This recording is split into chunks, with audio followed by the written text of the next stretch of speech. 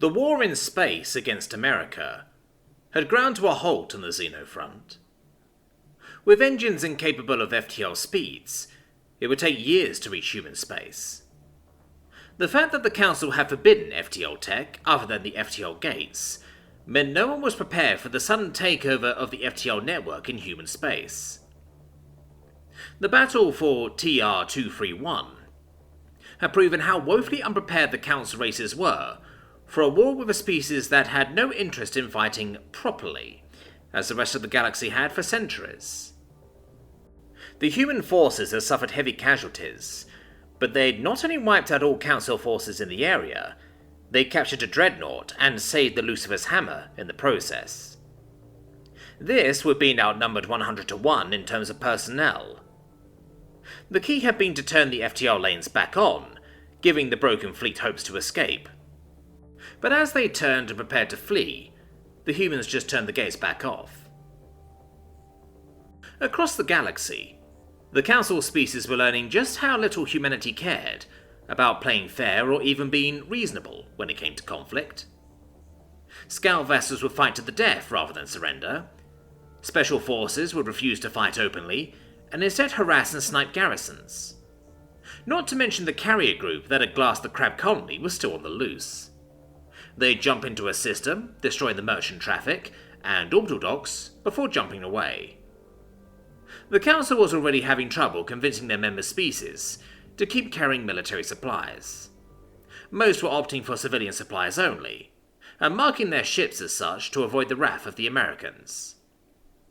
When a few Council member species approached the species the humans referred to as Borks for protection, the Council knew they were in trouble.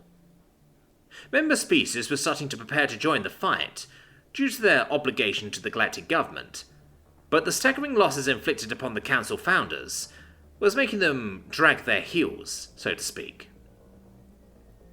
3 outlying Kittian colonies, the closest neighbour to humans, had surrendered to the scout ships that were merely probing the systems. While no one seriously believed that 5 Marines could actually occupy each of those planets, they couldn't force the Kittians to fight. Not to mention all Kittian military vessels in the region were reporting engine trouble. The Philaz, or Fleckos as humans call them, had long been a feared ground force that performed countless invasions through their history with the Galactic government. But against humans, they were useless. Their cultural battle dances meant nothing to the humans, who just cut them down with ballistic weapons. Although there were scattered reports of human military forces beating them at their own game by outdancing them, this wasn't the norm. Crustacans and Greslins were the only 2 species that were effective in ground combat against humanity, and while the Galactic government had the numbers to defeat them in space, and on the ground, no one was relishing the fact that it was going to take dozens of their own casualties for every American killed. They needed a win, but the Americans had destroyed the FTL gates closest to the planet, meaning it took days for ships to bring in reinforcements. This was leading to a cycle in the siege. Americans would have to repel mass waves for a local day, and then get 2 to recover. Theoretically, siege warfare should favour the Xenos, who had superior shielding technology and superior numbers. Americans, however, enjoy messing up theoretical warfare with actual warfare. Lines have been formed since the first week of the War for Bastion that hadn't changed much since. The humans have been building up their fortifications at a speed unheard of to the Xenos, thanks to their strength, and the fact that they were so used to wars with ballistic weapons this was second nature to them. This did mean that they had to keep everything in working order, however, and since the military was more accustomed to blowing things apart than building them up, they had to employ certain siege masters to keep everything in check. The siege master for Sector 7 knew that they had 2 full local days to repair after the mass assault waves, but he was already out on the front lines during the attack. His helmet painted yellow, and his construction loader was in the thick of it. He had a cigar in his mouth as he worked the loader out along the emplacements. Even as the crabs blew up a bunker with artillery fire, he was there before the medics, bolting new plates into place. Sector 7's line had never faltered, and it was in large thanks to their siege master. But the officers at the command bunkers on the second line were all still watching him, as the captain tried to explain to a colonel what they were seeing. "So, how come he doesn't wait? I mean, he's a great help, but we have to watch artillery fire, or else we might hit the crazy fucker. He says he has to keep up with his wife's kill count, and this is the only way to do it."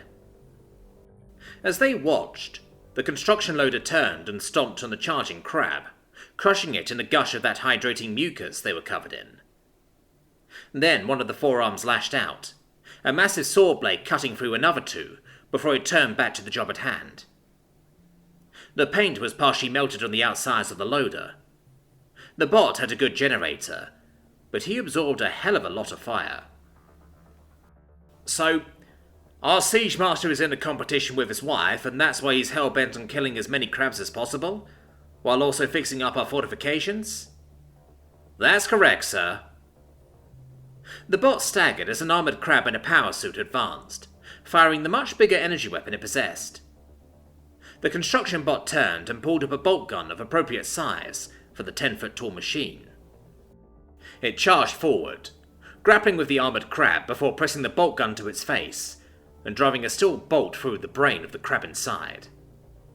Then it moved back to the bunker it was fixing, bolting in a final slab of steel before knocking on it with a big metal fist to indicate he was done. The Marines inside quickly moved the gear back into position as the construction bot jogged down the line. A crab flyer had ploughed into a section of the emplacements as it died, and the crabs were swarming over the area to take advantage of the temporary hole in the lines. But it was very temporary. The bot ignited an oxyacetylene torch, and the crabs started to flee, but not before a dozen of them had been part burned, part melted by the stream of fire. Then the bot pulled the flyer apart, hammering the metal into appropriate shapes to fill the hole made by its demise. When another wave of crabs tried to advance on the construction bot, it ripped a chunk of metal free of the flyer and turned, throwing a fastball at the crab holding a matter slammer tube. The chunk of metal popped the crab, and the others began to scatter once more. "One guy in a construction bot is doing the work of our usual combat engineer team?" "Yes, sir." "While under fire?" The bot finished forming the flyer into a makeshift barricade, and then climbed over it, hammering the top of the wreckage flat, and picking up a collection of sandbags to form a better protected firing position. Nearby Marines were waiting with a 50 cal, which the bot picked up and bolted into place on top of the barricade it had just made. The Marines started to swarm up and fire down on the advancing crabs, now that the barricade had been formed for them. I mean, it is his job as a siege master. "They're supposed to advise us on where to build emplacements and keep them repaired after the fighting is over. You didn't think to report this to me sooner? The man deserves a fucking medal, even if he is going through our construction supplies at record rates." The colonel and the captain left the command bunker as the bot approached the supply depot nearby to restock and rearm. As they got closer, the colonel could see the writing on the back of the bot. It was a bit smudged here or there, but it was obviously reapplied every day to keep it legible. It was a list of sorts. It read, Ted Rex, Archangel Captain, bad at sports. Mary Jane Ghost Corps Sergeant Softball Outfielder. Jackie Jill Goddamn Swimmer. Stevie Ray fucking Naval Engineer. But also Letterman QB. Then at the bottom it said, Billy Bob, National fucking Spaceball Champ. This was underlined. The colonel looked to his captain. Wait, you don't mean... The construction bot turned as the man inside got a look at the two officers. He blew a stream of cigar smoke out of the corner of his mouth. What? Those names on the back of your bot. Do you mean to say that you're... That's right. The man nodded, and turned back to keep picking up supplies. I really am. Marty Stew, father of National Champ Billy Bob. The officers glanced at one another. You mean the guy who started this war, right? The proud American who vowed to fight injustice and terrorism rampant in the Galactic government? Shouldn't that be on the back of your bot? No, it's Billy Bob, National Champ. But... The bot turned as the man angrily growled out, Billy Bob, national champ! Then he began to strut off towards the front lines again, as he played music over the suit's external speakers. Well, you can tell by the way I use my walk, I'm a woman's man, no time to talk. See, that's what I mean, Colonel. He's a strange guy. All he cares about is the fact that his son is Billy Bob, national champ. Billy Bob's greatest injury from entering the strange pocket dimension had been when he came flying out of it onto the floor. So he pulled himself up after Emily got off of him, still hugging the stuffed animal he found, and rubbed his neck, looking around the room. How much time passed? Just a minute or so, maybe, the chief sneaky busybody said. Oh, well, I guess time in the pocket dimension passes at the speed of regular time. Then he shrugged a bit. He had no idea how any of that stuff worked, but he knew it wasn't the same as the skip drives that bounced off the edge of reality.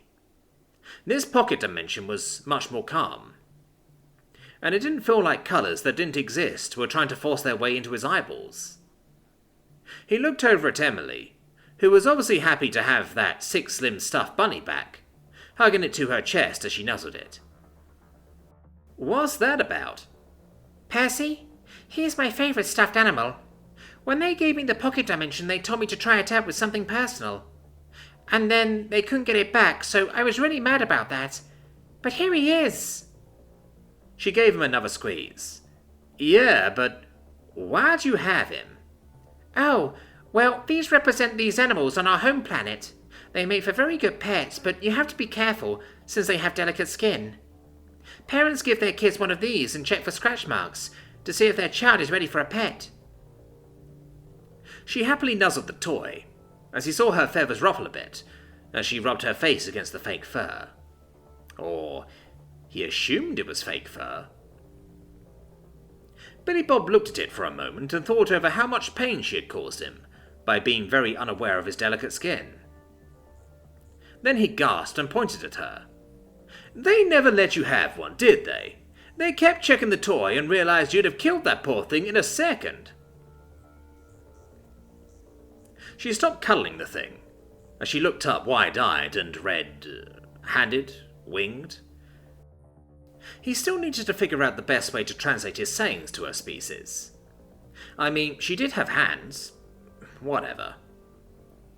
She opened her mouth for a moment and then closed it. Well... He clutched his face with both hands as the realization hit him. That's why you're so bad with your claws! Look, it's fine, I can just keep wearing my gloves. We made them for a reason. But not good enough for your parents? What kind of diplomat can't think about the needs of a creature who simply wants to not be torn to shreds by your sharp claws? Emily stared at him for a moment, and then glanced away as he stared at her. It took him a moment, but then some factors quickly connected in his head. The black survival suit, the pocket dimension. She knew about the Libertonian team hiding in the council system. The fight back at the museum. She didn't know quite what to do, but she knew more than a diplomat should. Wait. Even back with battling the space clown, she knew how to hotwire the security panel. She was turned on by killing. His gasp this time was even deeper, and more drawn out as he pointed at her. You're not a diplomat at all. She looked worried as he said that, which was about as much confirmation as he needed. Well, I mean, I am, but my training, Lies upon lies. It's like I don't even know you.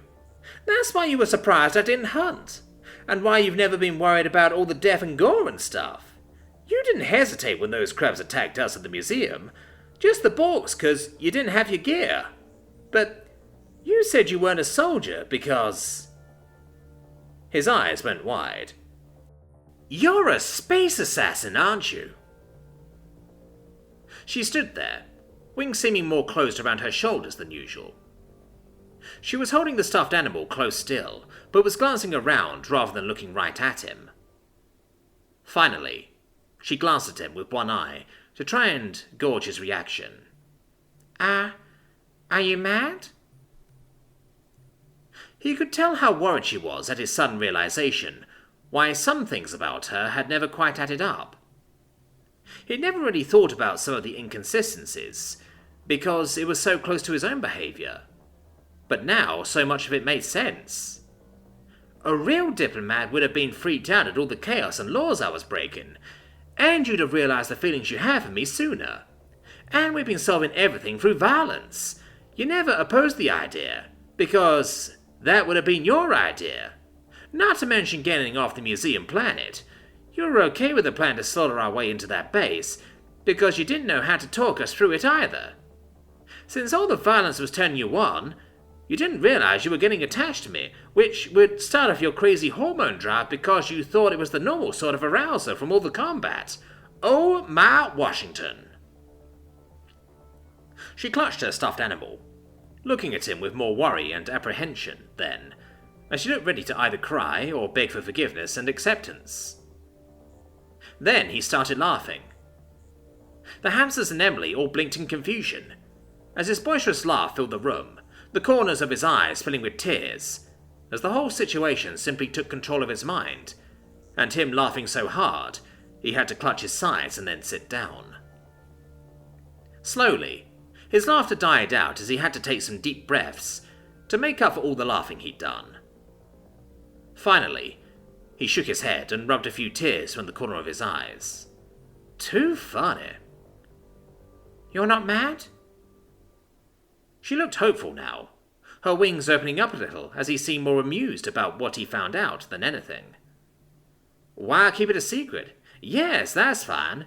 I can see why an assassin wouldn't be all like, "Hey, I'm an assassin," to some random civvy they just met, especially one as weird as me. But you had to be planning on telling me at some point, and if you're an assassin, why did you say we'd have all those diplomatic dinners to go to? Well, I like diplomatic dinners. I'm just not allowed to be the prime diplomat, because I'm not a very good one. He laughed again and let out a happy sigh. Oh, too good. Well, that explains a lot. It really does. I'm guessing you were going to tell me eventually. Once it was all over.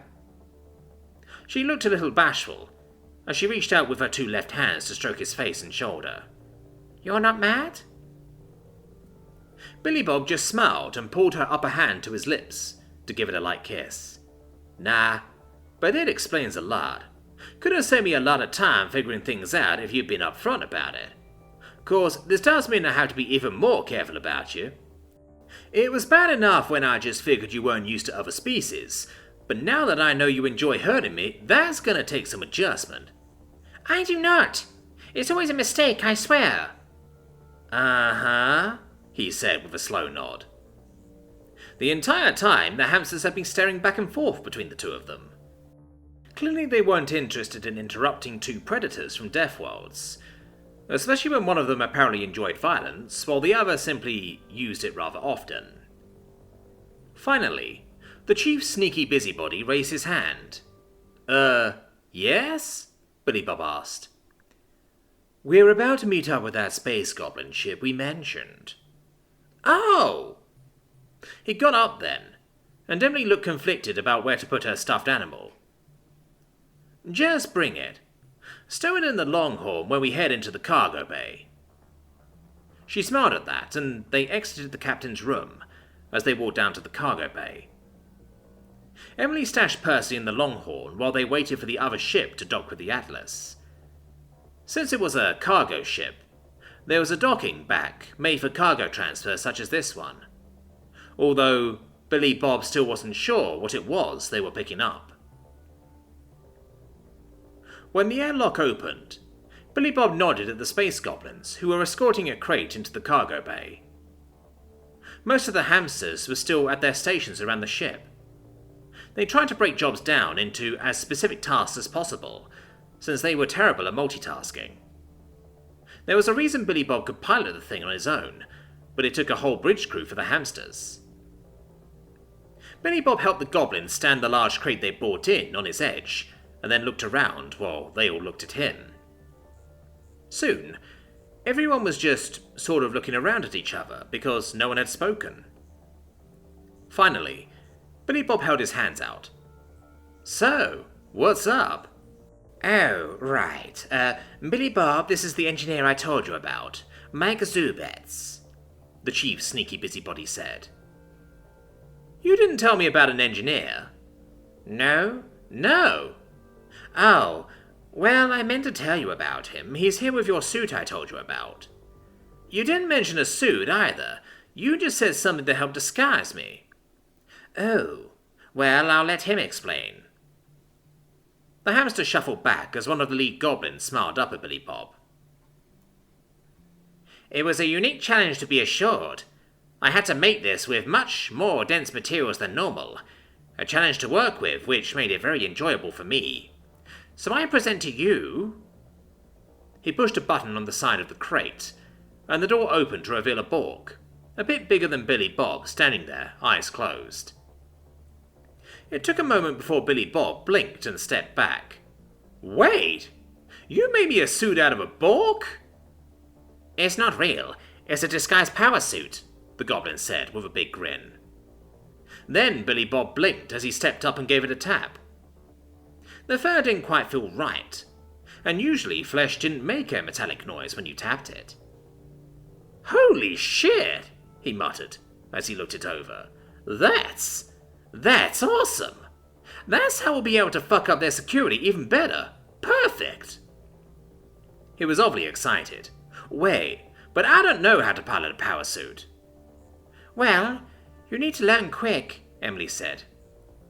He tapped his chin and shrugged, as he slowly worked the power suit out of the case it was in. I do know the perfect song for getting used to something quickly in a short amount of time, he smiled, and then quickly connected his implant to the speakers in the cargo room. Soon, they were all listening to the song, as he started to try and open the back of the suit.